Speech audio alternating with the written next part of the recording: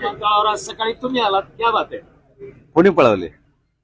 आता ते तुमच्याच गटात येणारे म्हणजे तुम्हीच पळवले ना. नाही नाही, स्वतः विमानात बसून जर जात, ढकलू नका, मी आज शिरीकडे आता. स्वतः जर विमानात बसून जर कोण जात असेल त्याला पळवलं असं कुठं म्हणतात? पण महत्वाचं असं आहे की काल 2 विमानं नांदेडमध्ये आले होते, त्यापैकी एका विमानात खासदार गेले 2 बसून, पण दुसऱ्या विमानातली माणसं अजूनही नांदेडमध्येच आहे.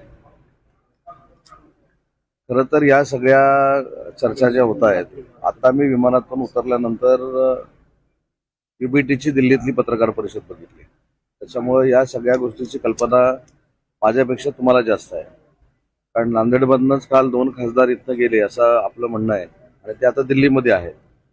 त्याच्यामुळं आपण संध्याकाळपर्यंत घडामोडींवर लक्ष ठेवू, नजर ठेवू. संध्याकाळपर्यंत काय घडतंय आपण पाहू, तुम्ही पण आणि मी पण. ऑपरेशन टायगर संपणार कधी आहे? 30 जूनची तारीख आहे का? ऑपरेशन टायगर तुम्हाला माहित असेल तर बघा, मी मागच्या वेळी देखील सांगितलं होतं की माननीय शिंदे साहेबांचं नेतृत्व हे महाराष्ट्राच्या जनतेमध्ये, देशाच्या जनतेमध्ये सर्वमान्य आहे. रोज प्रवेश होत आहे. त्याच्यामुळे खासदारांसाठी वेगळं टायगर ऑपरेशन, आमदारांसाठी वेगळं टायगर ऑपरेशन, नगरसेवकांसाठी वेगळं टायगर ऑपरेशन, असा कुठेही प्रयत्न शिंदे साहेबांनी केला नाही किंवा त्यांचे सहकारी म्हणून आम्ही कुठे केला नाही. तर आता साहेब शिंदे साहेब हे दिल्लीमध्ये आहेत हे काल तुमच्याच बातमीमधनं आम्हाला कळतंय. आता 2 खासदार इथनं, मी ज्या नांदेड विमानतळावर आलो त्या विमानतळावरनं कालच 2 खासदार हे दिल्लीला गेले, हे तुमच्याकडनंच मला कळलेलं आहे. त्याच्यामुळे मला असं वाटतं की आपण संध्याकाळपर्यंत जर थांबलो तर तुम्हाला पण आणि मला पण काही गोष्टी क्लिअर होतील. दुसऱ्यांदा जर बंड झालं तर महाराष्ट्रातील जनता खपून घेणार नाही असं वक्तव्य संजय राऊत यांनी. फार मोठा विनोद आहे तो, काय बोलायचं. बघा, हाच प्रयोग, हीच चर्चा आम्ही ज्यावेळी गुवाहाटीला गेलो त्यावेळी झाली. त्याच्यामध्ये आमदार साहेब होते, हे पण आमदार साहेब होते, हे होते, हे नव्यानं झाले. ठीक आहे, पण नव्यानं झाले ना, नव्यानं झाले की नाही. जर असं काय आम्ही केलं असतं तर पूर्ण जनतेनं जुने आमदार देखील निवडून दिले नसते आणि नवीन आमदार देखील निवडून आले नसते.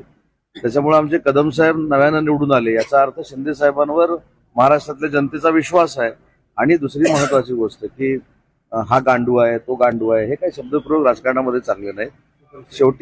शेवटी राजकारणामध्ये जनता ठरवत असते, मतदार ठरवत असतात काय करायचं ते.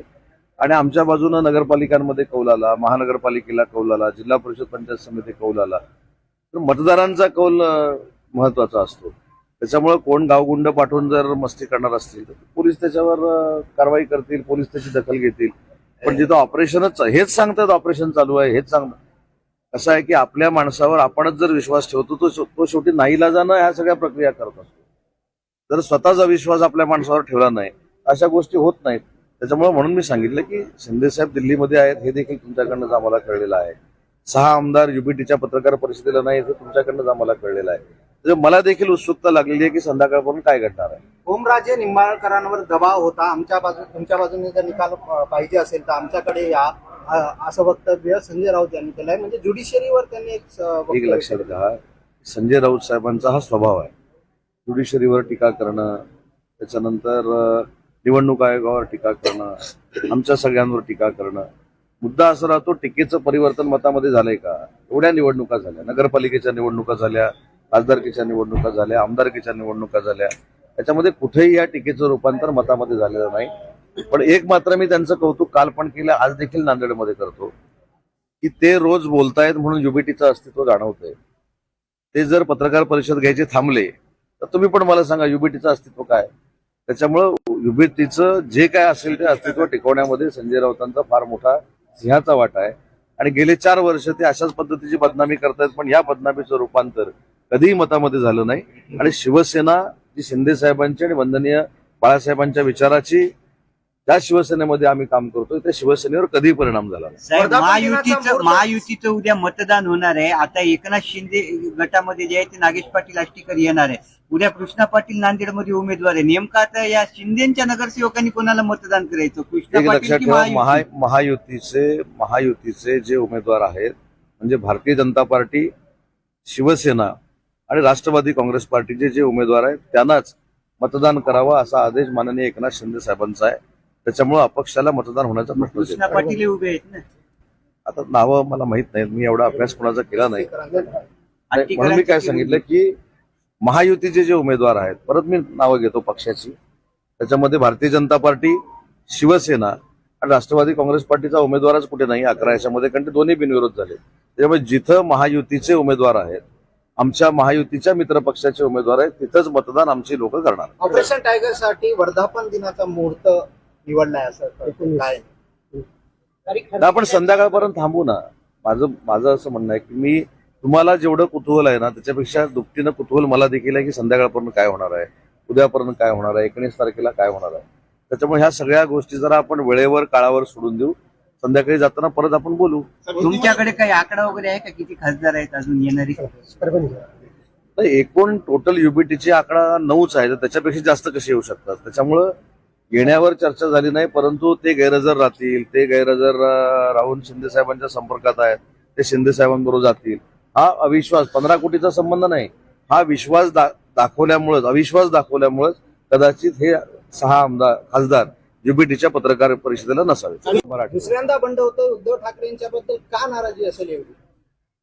हे बंड म्हणण्यापेक्षा एखाद्या पक्षामध्ये, एखाद्या संघटनेमध्ये अस्थिरता असेल, नेतेच भेटत नसतील, नेत्यांची संपर्कच होत नसेल, नेते पक्षाच्या पॉलिसीवर बोलत नसतील, धोरणाच्या पॉलिसीवर बोलत नसतील, जरी संघटना कमी झाली किंवा पक्षानं मतदारांनी आपल्याला कमी कौल दिला म्हणून मतदारांकडे पण दुर्लक्ष करायचे आणि जे निवडून आलेले आहेत त्यांच्याकडे पण दुर्लक्ष करायचं, हे 3.5-4 वर्षापूर्वी जे झालं तेच कदाचित आता होत असेल.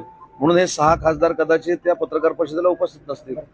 परभणीला ज्या तुम्ही जाताय तिथे अपक्ष उमेदवार आहेत, त्या अपक्ष उमेदवार महायुतीचे घटक पक्षातले काही आमदार नाही, मी या संदर्भामध्ये पूर्ण चर्चा केलेली आहे. आता माझ्याबरोबर राष्ट्रवादी काँग्रेस पार्टीचे आमदार, त्यांचे बंधू देखील माझ्यासोबत आहेत, माझ्या स्वागताला आलेले आहेत. आमची सगळी मतं एकदम इंटॅक्ट आहेत आणि महायुतीचे आमचे जे सईद भाई आहेत ते 100% निवडून येतील. उद्याचं मतदान झाल्यानंतर मला खात्री आहे. हिंदी में बताइए. मला काय वाटतं की डिलिमिटेशनसाठी केलाय की कुणी केला आरोप? रवींद्र चव्हाण रवींद्र चव्हाण खासदार. हे डिलिमिटेशन करायचंय, त्याच्यासाठी 64 खासदारांची भाजपला गरज आहे. मला असं वाटतं की त्यांनी त्यांचा पक्ष सांभाळावा. त्यांचे 2/3 कुठं जाणार नाहीत हे पहिले त्यांनी बघावं. त्याच्यामुळे मला असं वाटतं की उगाचच काहीतरी कुठचा तरी विषय काढून शिवसेना आणि भारतीय जनता पार्टीला बदनाम करणं हा काही लोकांचा धंदा बनलेला, त्याच्यातला तो प्रकार आहे. जशास तसे ताज्या घडामोडी पाहण्यासाठी व आपल्या परिसरातील बातम्या प्रसारित करण्यासाठी आजच आमच्या चॅनलला सबस्क्राईब आणि लाईक करायला विसरू नका. संपर्क करा वेद न्यूज मराठी, सिद्धेश्वर मठपती, मुख्य संपादक.